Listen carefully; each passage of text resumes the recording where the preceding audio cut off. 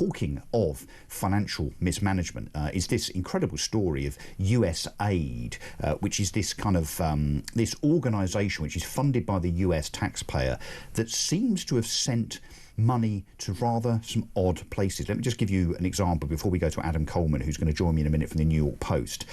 This has come directly from Caroline Leavitt, or Levitt, I think it's probably pronounced, who is the Donald Trump's new press secretary, who's absolutely incredibly good, by the way, and very entertaining if you can catch her on YouTube when she does her bits of press from the podium at the White House. She's uncovered and says that $1.5 million has been sent to advanced DEI in Serbia's workplaces. So in other words, Serbia's DEI quest, that's diversity, equity and inclusion, has been funded by the US taxpayer to the tune of $1.5 million. $70,000 for a production of a DEI musical in Ireland, and $47,000 for a transgender opera in Colombia. Wow, this has got Kevin O'Sullivan written all over it, isn't it? Not the transgender bit, by the way, but the fact that I'm sure that when he's on later, he will be all over this. This is absolutely outrageous, isn't it? Oh, and by the way, one more thing, $32,000 of US taxpayers' money spent on a transgender comic book in Peru. Adam Coleman from the New York Post, do you think that's money well spent? Of course not. It was a loaded question. And actually, from that list that you gave, you don't have the money that they gave towards the BBC. Yes. The BBC acknowledged about 8% of their budget comes from USAID. How much was that, Adam? Do you remember the dollar amount? I believe it was like either 1.2 or 2 million. It's something in that range. Wow. Coming from USAID. Now, for most Americans, if you were to look at USAID just on the surface and you ask the question, what do they do? You would think some sort of humanitarian work. Well, if that's the case, then why are they giving money to Politico for subscriptions? And that was $8 million, Adam, wasn't it? $8 million to Politico, which is a left-leaning media organisation. I mean, can I join the dots here? Is that simply funding political media organisations politically so that they say the right thing in terms of their influence, their message that accords, therefore, with the Democrats and their ideology? So, in other words, were these bribes to the media? Not necessarily bribes. See, I think what we're uncovering is that it's not a, hey, do this for me and I'll hook you up. I think it's a collusion. It's something where they're automatically working with each other. I look at the pandemic. Why was everyone saying the exact same talking point? And it's because they're all going to the same experts. They all believe the same things. The journalist who just recently doxed one of the Doge team members, well, she has strong ties with USAID. She has strong ties with the State Department. And Adam, just explain for our listeners here, Doge. I mean, it's a wonderful, wonderful new creation by Elon Musk. Would you mind just explaining it to us, what Doge is? Yeah, Department of Government Efficiency, which technically isn't a real department. It's just a title that they're going by. They're the ones who are being tasked to go from department to department to look at the books and see where money is going. So that's how we're finding out this financial information.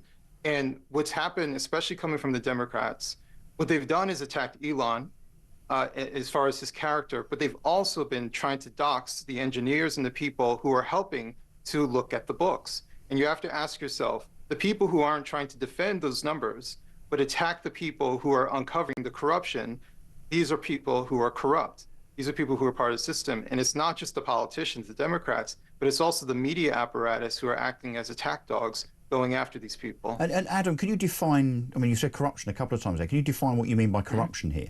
I mean, do you think this is just woke, misspent, misplaced money that has been spent by USAID on, I suppose on behalf of the US taxpayer, but it's certainly US taxpayer dollars?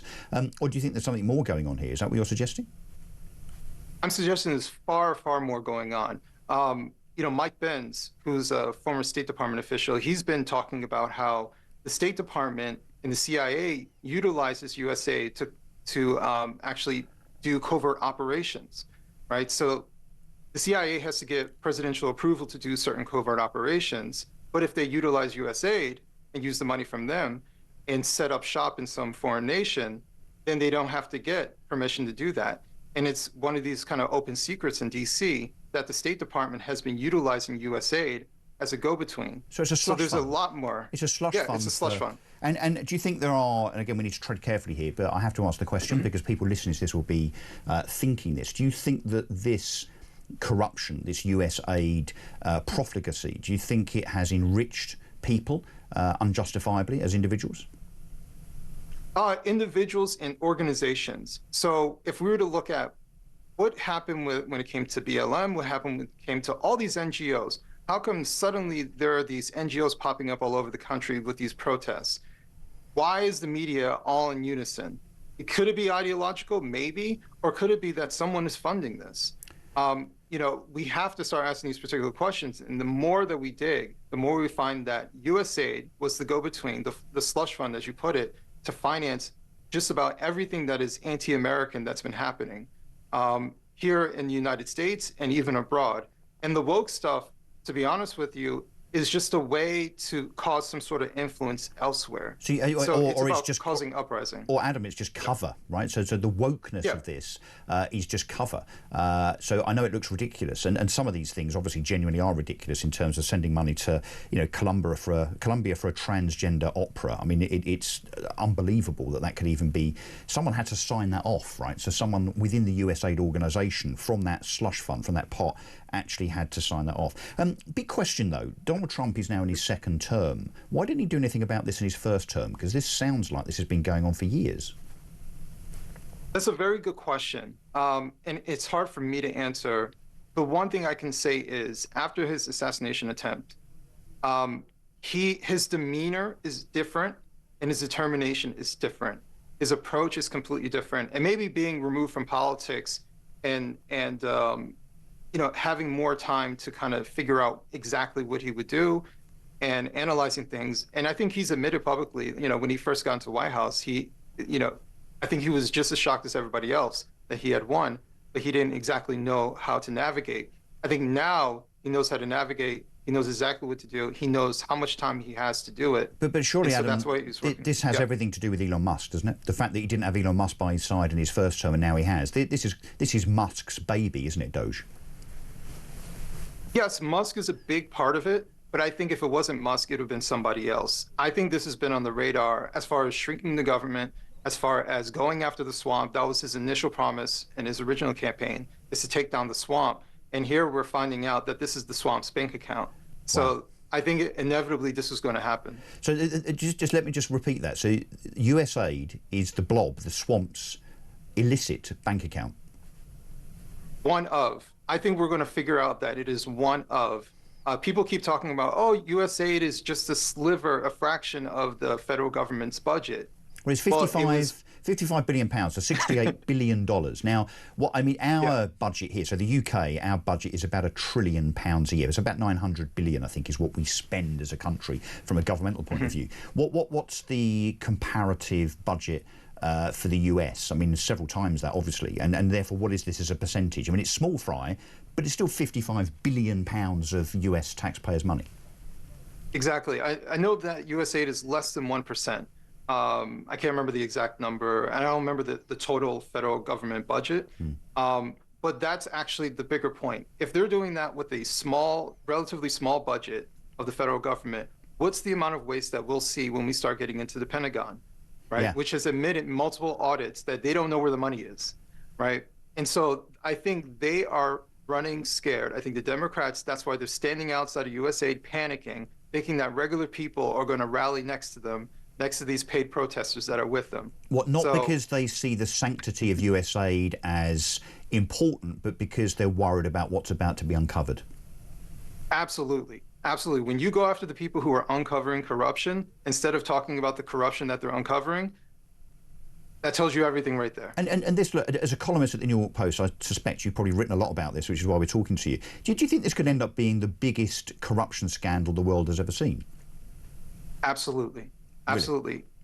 Yes, I think so. If Elon stays resilient, if Trump doesn't budge and keeps going from books to books, I think a lot of people are going to be shocked. I'm just as shocked as much that they're finding so far. and they're not even done. Yeah. But this could be hundreds of billions of dollars. And kind of final question, really.